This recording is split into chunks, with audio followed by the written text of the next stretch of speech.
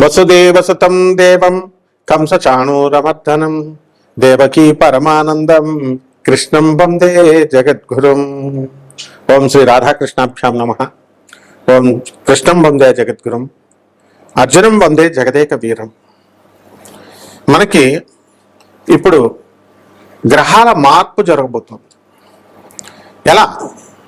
గురుగ్రహము 2 October 2 June 2026 సంవత్సరం నుంచి మనకి మిథున రాశి నుంచి కర్కాటక రాశిలోకి మారుతున్నాడు. దీనివల్ల కొన్ని రాశుల వారికి మేలు జరుగుతుంది, కొన్ని రాశుల వారికి యావరేజ్గా ఉంటుంది, కొన్ని రాశుల వారికి బిలో యావరేజ్గా ఉంటుంది. అయితే ఈ నెలలో కొన్ని రాశులు కొన్ని మారుతున్నాయి అన్నమాట. అవేంటో మనం చూద్దాం. ఇప్పుడు మనకి 15 జూన్ 2026 సంవత్సరంలో మిథున రాశిలోకి రవి మారుతున్నాడు. అలాగే 20 జూన్ 2026 సంవత్సరం నుంచి కుజుడు వృషభ రాశిలోకి మారుతున్నాడు. అలాగే 22 జూన్ 2026 సంవత్సరం నుంచి మనకి బుధుడు కర్కాటక రాశిలోకి మారుతున్నాడు.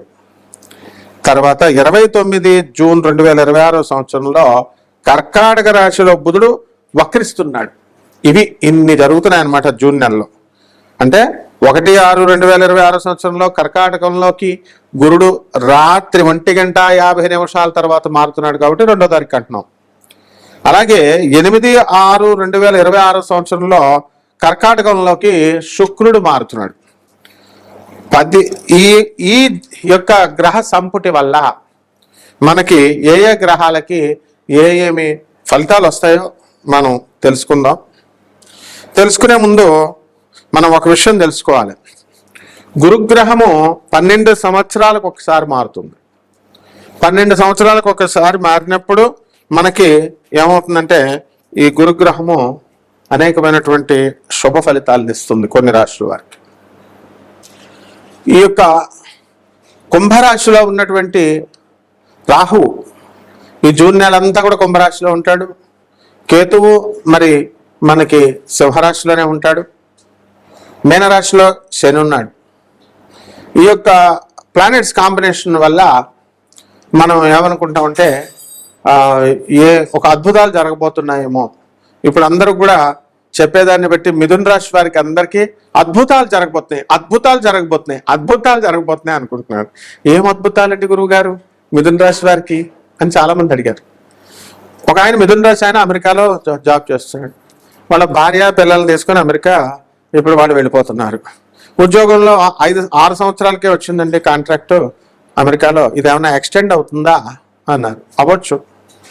అలాగే ఈ యొక్క మిథున రాశి వాళ్ళకి మరి నేను హౌస్ వైఫ్ అండి, మరి నాకేమవుతుందండి అంటే డబ్బులు వస్తాయమ్మా.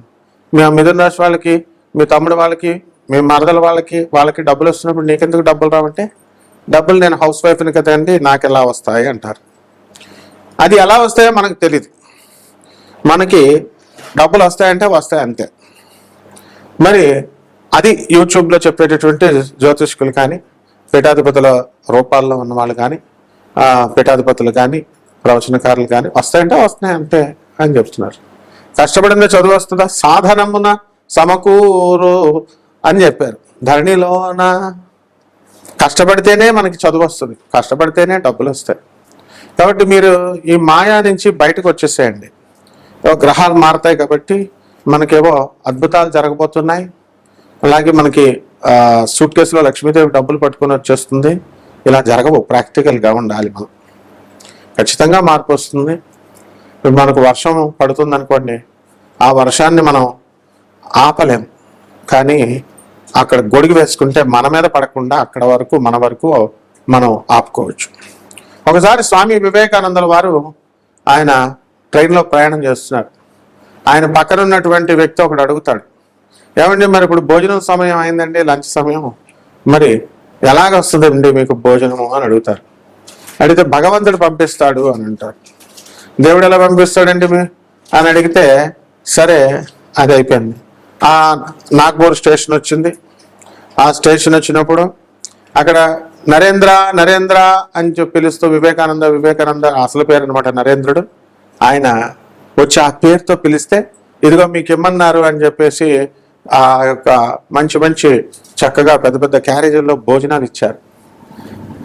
ఎవరు అండి అని అడిగితే ఏమో నాకు తెలీదు అని వివేకానందుడు చెప్తాడు ఆ వ్యక్తికి. పేరు కట్టుకొని రామకృష్ణ పరమహంసుల వారి భక్తులు, ఆ పరంపరలో వచ్చినటువంటి భక్తులు స్వామి వివేకానంద గురించి తెలుసు కాబట్టి తమ గురువు గారైనటువంటి రామకృష్ణ పరమహంసులు గారు తన భక్తులకు ఆదేశిస్తే స్వామి వివేకానందుల వారికి వచ్చింది. అలా మనము ఏ పనులు కూడా మనము కష్టపడి దానికోసం మనం వెయిట్ చేయాల్సినటువంటి అవసరం లేదు. మనం చేయాల్సింది ఏమిటి అంటే భగవంతుడి మీద అపారమైనటువంటి విశ్వాసం, గురు పరంపరలో మనము ఉండాలి, ఆ గురు పరంపర దగ్గర ఉన్నటువంటి గురువులను అంటిపెట్టుకుని ఉండాలి. అప్పుడు మనకి ఆ గురు సిస్టమ్ వస్తుంది. పరమహంస యోగానందుల వారు, మా గురువు గారు అయినటువంటి పరమహంస యోగానందుల వారు మరి ఒక యోగి ఆత్మకథలను తర్వాత ఆయన మామూలుగా కూడా చెప్తూ ఉంటారు. ఏమని చెప్తారంటే, గురువు అనేటటువంటి వాడిని భగవంతుడు డిజిగ్నేట్ చేస్తాడు, నువ్వు గురువుగా ఉండు, వీళ్ళని తీర్చిదిద్దు అని. అలాగే ఆ యొక్క గురు పరంపరలో ఉన్నటువంటి ఆ గురు సిస్టంలో ఉన్నటువంటి శక్తి మనకి అడ్వైస్ చేస్తుంది, మనల్ని ఎప్పటికప్పుడు మనల్ని సంరక్షిస్తూ ఉంటుంది.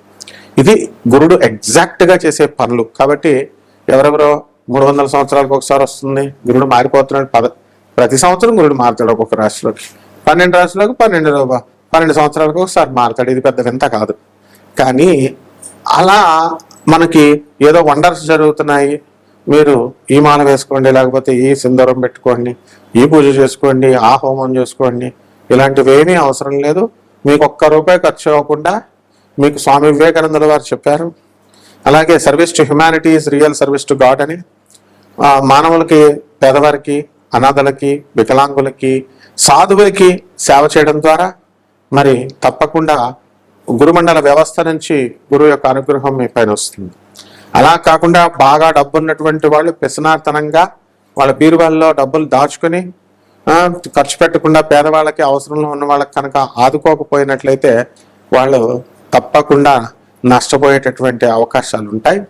కాబట్టి ఎదుగుదల మాట ఎలా ఉంచండి, డౌన్ఫాల్ అవడానికి అవకాశాలు ఉంటాయి. కాబట్టి ఎంతసేపు కూడా మీ పక్కవాడు మీ పట్ల ఏదో ఒక సహాయం చేస్తారనేటటువంటి ఎక్స్పెక్టేషన్తో ఉంటాడు. Everyone will have greater expectations on his fellow beings అని. కాబట్టి మనకి మీరంతా ఎదగాలని పక్కవాడు కోరుకుంటాడు. ఎందువల్ల కోరుకుంటాడు? వాడు మీ కారు ఉంటే వాడిని ఎక్కించుకుంటారండి, మీ దగ్గర ₹100 అంటే ₹10 వాడికి అప్పిస్తారండి. This is positive optimism. అందువలన ఇదంతా కూడా స్వామి వివేకానందుడు, జగద్గురు ఆదిశంకరాచార్యులు వారు, ప్రభాత్ రంజన్ సర్కార్, ఆనందమూర్తి గారు ఇలాంటి వాళ్ళు చెప్పేవి. కాబట్టి మీ అందరూ కూడా ఇది కోటాను కోట్ల మందికి కామన్ ప్లాట్ఫారం మీద చెప్పబడేటటువంటి ఈ యొక్క రాశి ఫలాలు, దాన్ని ఒక్కొక్క వారీగా ఒక్కొక్క 12 రాశుల వారికి కూడా ఒక్కొక్కళ్ళకి మీకు ఎలాంటి ఫలితాలు ఇస్తుంది అనేటటువంటిది మనము ఈ గోచార రీత్యా మనం తెలుసుకుందాం. వ్యక్తిగత జాతకాల ద్వారా మాత్రమే తెలుస్తుంది. సో వ్యక్తిగత జాతకాల ద్వారా మీ జాతకంలో మీరు ఇల్లు ఎప్పుడు కడతారు, ఇవన్నీ చేస్తారు, మనం చదువు ఎప్పుడు వస్తుంది, ఇలాంటివన్నీ కూడా మనకు తెలుస్తాయి. నాసా లైవ్ రిపోర్ట్స్ని బట్టి మనం చెప్పడం అనేటటువంటిది జరుగుతుంది. కాబట్టి ఈ గురువు మార్పు వల్ల ఏ ఏ రాశుల వారికి ఎలాంటి జరగబోతున్నాయి అనేటటువంటిది విడివిడిగా ఒక్కొక్క రాశి వారిని చూసి తెలుసుకుందాం. కర్కాటక రాశి. ఈ కర్కాటక రాశి వారికి అందరికీ కూడా జన్మంలోకి వచ్చేటటువంటి గురుగ్రహ ప్రభావం వలన అద్భుతమైనటువంటి మార్పులు రాబోతున్నాయి. విద్యార్థులకు మీకు రావాల్సినటువంటి స్కాలర్షిప్లన్నీ కూడా పెండింగ్లో ఉన్నాయి. మరి ఈ యొక్క గురుగ్రహ ప్రభావం తర్వాత మారిన తర్వాత మీ స్కాలర్షిప్లు అనేటటువంటివి రావడానికి అవకాశాలు ఉన్నాయి. అలాగే రైతుల దగ్గరకు వచ్చేసరికి 8వ స్థానంలో ఉన్నటువంటి రాహుగ్రహ ప్రభావం వలన మీ వ్యవసాయాలు మీ పడినటువంటి కష్టానికి తగినటువంటి ఫలితాన్ని ఇవ్వలేకపోతుంది. కాబట్టి రైతులంతా కూడా వేరే వృత్తి చూసుకుందామా అనేటటువంటి ఆలోచనలో పడతారు. అలాగే ఈ కర్కాటక రాశి వారికి అందరికీ కూడా అన్ని రకాల పనులు కూడా పూర్తి అవుతాయి, కానీ కొంచెం లేటుగా అవడం అనేటటువంటిది జరుగుతుంది. కాబట్టి ఈ రాశి వారికి అందరికీ కూడా 1కి 2 సార్లు ఆ పని పూర్తి చేసుకోవడానికి ప్రయత్నించాలి. కేవలం ఒకసారి ఒక పని కోసం వెళ్ళి అది అవ్వలేదని చెప్పేసి మళ్ళీ అప్లై చేయడం మానేయకూడదు. ఉదాహరణకి విద్యార్థులు ఒక ఎంట్రన్స్ రాస్తారు. ఎంట్రన్స్ రాసినప్పుడు వాళ్ళు సెలెక్ట్ కాకపోతే ఇక మనకు రాదులే అని వదిలేయకూడదు, అన్ని రాయాల్సినటువంటి అవసరం ఉంది. అదేవిధంగా ఇక్కడ కూడా ప్రతి చిన్న పనిలో కూడా కర్కాటక రాశి వారు అనేక సార్లు కష్టపడాల్సినటువంటి అవసరం వస్తుంది. అప్పుడు విజయం తప్పకుండా మనకు వస్తుంది. అలాగే ధనస్థానంలో ఉన్నటువంటి కేతుగ్రహ ప్రభావం వలన అకల్ట్ సైన్సెస్ మీద, మిస్టిక్ సైన్సెస్ ద్వారా ఆదాయాలు మీకు కలగడానికి అవకాశాలు ఉన్నాయి. అలాగే ప్రతి పని కూడా చాలా నిదానంగా మీరు పని పూర్తి చేయడం అనేటటువంటిది జరుగుతుంది. అలాగే ఈ కర్కాటక రాశి వారికి అందరికీ కూడా లాభంలో ఉన్నటువంటి రవి బుధ గ్రహాల ప్రభావం వలన, అందులో వ్యయంలో ఉన్నటువంటి శుక్రగ్రహ ప్రభావాల వలన మీకు బుధాదిత్య యోగం పట్టి మీరు కారులో తిరిగేటటువంటి యోగం మీకు ఏర్పడుతుంది. అదేవిధంగా ఇల్లు కట్టుకునేటటువంటి అవకాశాన్ని మీకు రావడం అనేటటువంటివి జరుగుతాయి. సినిమా రంగంలో ఉన్నటువంటి వాళ్ళు ఎక్కువ రాణించడానికి అవకాశాలు ఉంటాయి. సోషల్ మీడియాలో ఉన్నటువంటి వాళ్ళకి ప్రమోషన్స్, అధిక వ్యాపారము జరగడం అనేటటువంటిది జరుగుతుంది. ఇక పరిహారాల దగ్గరికి వచ్చేసరికి అష్టమ రాహు కాబట్టి రాహు జపం చేసుకోండి, రాహు స్తోత్రాలు చదవండి.